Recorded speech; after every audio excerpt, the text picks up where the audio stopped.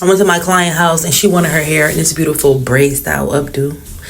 And she was like, I'm tired of the same hairstyle. So I proceeded to do something different to you guys. Because I'm learning as an alopecia braider, you don't have to always do, hairstyles one to one way. You could switch it up a little bit.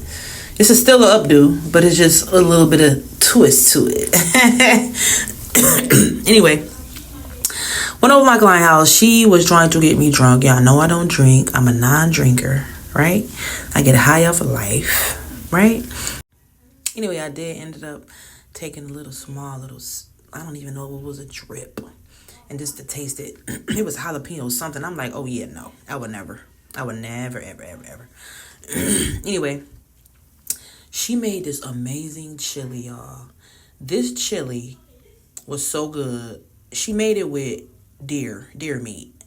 And she put Fritos in the bowl first. Then she took the chili and put it on side the Fritos. And then she took a little bit of cheese and sprinkled a little bit of cheese on side the chili. It was so good. I had like 2 bowls. I'm like, oh my goodness. It was just so delicious. I was just super, super, super stimulated in her environment. She kept the TV up loud. And we have good conversations, but I really enjoyed myself. Really did. Doing my client hair. It was worth the visit, worth the travel. Okay? When I tell y'all traveling out to y'all to do y'all hair is something that I love to do as long as y'all close to me. Like I'm in Georgia. I will be in Florida. I will be posting where I'm popping up. I'm popping up in Alabama and in Georgia within the next month or two. And I will be taking clients. I will be posting something about this because I want y'all to come. I want to come to y'all for me to take care of y'all first so I can do y'all hair. I think this is going to be so fun. So exciting for y'all. For real. At 43 years old, right? And being able to be fearless in doing things that I once was fearful of doing. I think I'm taking a big step forward and a big leap. And a lot of times in life, you have to be willing to take a step forward. You have to be willing to do something different. Like, I'm so excited. And I'm so excited for y'all because I know a lot of y'all are stepping into different seasons of your life right now where you may be leaving one job, starting another. You may have just ended a whole marriage. Now you're ready to build a relationship with yourself, for yourself. And it's just like, dang, it's time. It's time to do some different stuff. I'm sorry, y'all. My voice is but it's time to do some different stuff. And it's time to be willing to take chances and take risks. If you stay inside that little bubble that you know called life, you already know the outcome of that.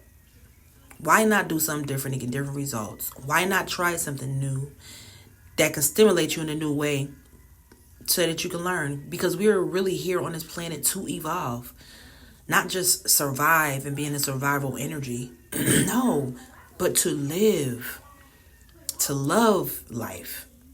Like if you stay cooped up in a house all the time, or you stay cooped up in a mindset all the time of fear, you will never be able to become your greatest version because you're afraid to experience great experiences to help your life evolve and to help your soul evolve. Like, we are here to evolve. We're here to learn. We're here to make mistakes. We're here to be angry. We're here to be sad. We're here to cry. We're also here to learn other ways of understanding life. Because life, for me, when I look at life, is so complex. And we live in an interdimensional reality, literally. Like, we can say only thing that exists is what we see. No, there's more things beneath the surface that exist. The question is, are you willing to take a dive down a rabbit hole? Are you willing to expand your mind? Are you willing to expand your life? Are you willing to look at life through a different lens, right? I guess it's what you're willing to do, what you're willing to step into, what you're willing to try, that's going to benefit your life. Like, we stop at high school or college or the Bible, and we don't even try to go further than that. We don't even look into going further than that. Like, I admit it's important to have some type of grounding in spirituality and religion, as long as you are allowing this religion or this your belief to expand you. But if it's promoting fear in your bloodstream and your heart is pounding like a big bear is chasing you, throw it in the garbage. Throw it in the garbage, because it's not really doing you any good. It's doing you more harm than good, to be exact. And so when you think in terms of being free of fear, when you speak in terms of being free of a mindset that controls your every move, when you think in terms of being willing to do things that you once was afraid of, OMG, life starts changing. Life begins to change because you're now out of the mindset, now the energy frequency of feeling confined, or feeling like I'm scared, right? Or feeling like I don't want to do that, just because you really fear, you're really scared at the end of the night. You're really afraid to take that leap. And this is not, and don't let me get on having people in our surroundings who don't believe in our dreams because they don't even have dreams of their own. It is so important to be mindful of who you keep around you. It's so important to be conscious of the conversations that you're having with yourself and with other people. That is so important to understand your level of connection to your own self, so that you can know how to respect yourself on levels where you probably never knew that you were supposed to respect yourself. Because the company you keep literally becomes who you become later on. Becomes you. It becomes you. They say that the most 10 people you be around is the 10 people you become alike, or the 10 people you literally mirror after later on. Just saying. I don't know who this is for, but I know it's for somebody. However, all that I'm getting, be willing to get understanding in every aspect of your life, because people perish for the lack of knowledge. That's in the Bible. We perish for the lack of knowledge. And so when the knowledge is spewed at you, a lot of us, what we do, we counteract it with, yeah, right. That ain't true.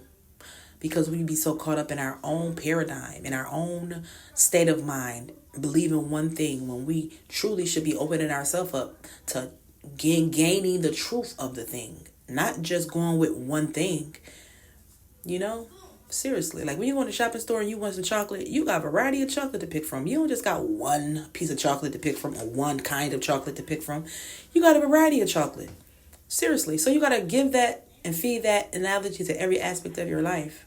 Every aspect of your life. Like, dang, if I'm thinking about this one way, what other ways is there for me to think?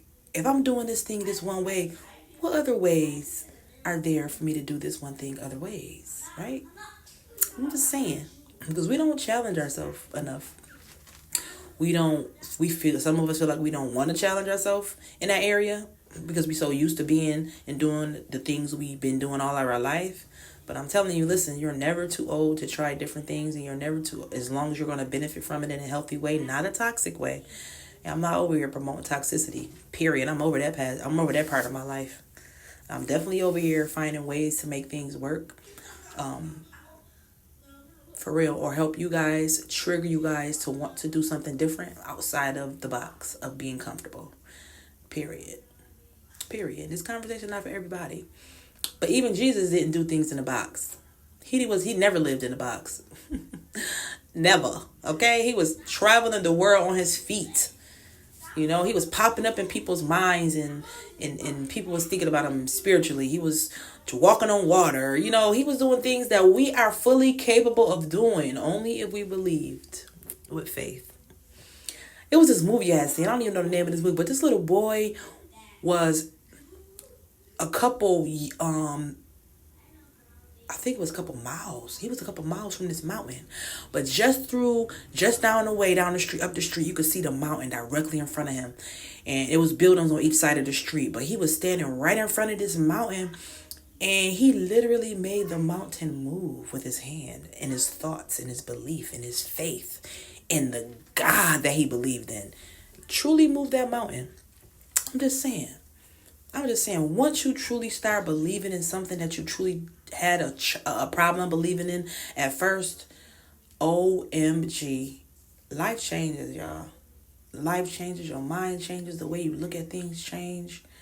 It's just your faith is truly the foundation of your life. Your faith and your belief systems And the love that you have inside of yourself is truly what creates your life. The energy that you push forward outside of your being to the outside of your body, to your surroundings, is frequency. It's the flow of energy. You have the power to create anything you want to create in your life from that point, from love, from the foundation of love, from a foundation of faith, of honesty, of loyalty, of trust. Man, when I tell you, listen, life is way bigger than what we was ever taught. Life is way bigger than what we was ever taught. And furthermore, why would you want to live your life, right? And live your life from a place of scarcity and live your life from a place of fear. When on the other side of fear is a comfortable life where you don't have to worry, you don't have to stress, you don't have to contemplate on the struggle, right? Because we contemplate on the struggle 95% of the time when we are in the scarcity mindset, right? When we are in the, I gotta get this, the dogmatic, energetic frequency of striving for the next paycheck, literally. It's a way more healthier state of consciousness to live in. It's just that a lot of us don't even understand that we have the key located within us. Located within us to move that mountain. Because God literally resides within us. The kingdom of God is within us. Period. I will always believe that until the day I kiss the dirt. Okay? The kingdom of God is literally within us. So how we eat, how we speak, how we sleep, how we walk, how we talk, how we feed ourselves, all of that is literally co-creating and either giving more life to the kingdom within us or is dimming the light to the kingdom within us. It's dimming and stuffing down the kingdom within us. And we don't really understand. We don't look at life, look at our own external and internal worlds and how exactly is it playing out in our environment. We don't look at stuff like that. And it's really important to look at life through that lens so that we can get a better understanding of life and how life is playing itself out on the screen of our life right in front of our very eyes. Right? It's so important. I hope this conversation stimulates you in some type of way, make you question your reality, make you question what it is that I could do differently, right? And create a better life on the outside of my life, on the lens of my life, in front of my very eyes. Just like that. So moving forward, stretch yourself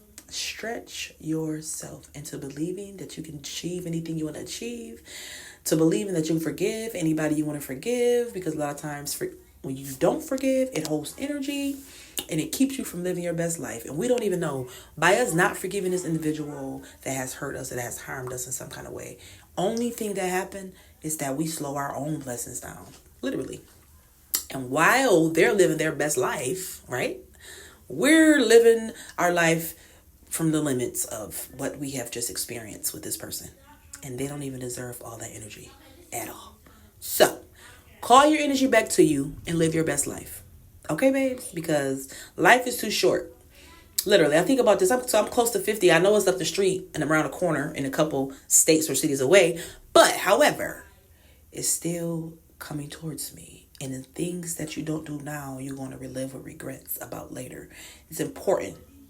The things you don't do now and in knowledge right now, you're going to regret later. And there's no way around it because everybody has to lay on their deathbed. They're on their way up out of here. Every one of us have to face that. You know, and I'm just saying, if that doesn't trigger you to want to do something more in your life, or either you're just comfortable where you at, that's fine too, you know. But I'm just saying, this video is for the right people, whoever listens to me. And if you grasp it, you grasp it. If you grasp it, you grasp it. If you don't, that's okay too. I just wanted to come on here and spread some good energy and spread some positive words of encouragement. And I'll go deep down a rabbit hole when I talk because it's important. Because stimulated conversation is needed. It's so needed in this world right now today. A lot of us don't even know how to have a conversation without trying to get away from it. Like, I don't want to talk about that. But for real, anyway, I love y'all. Have a nice day, and smile often. And remember, I always say this: let nobody steal your joy. Not a person, not a situation, not an experience. Okay, later.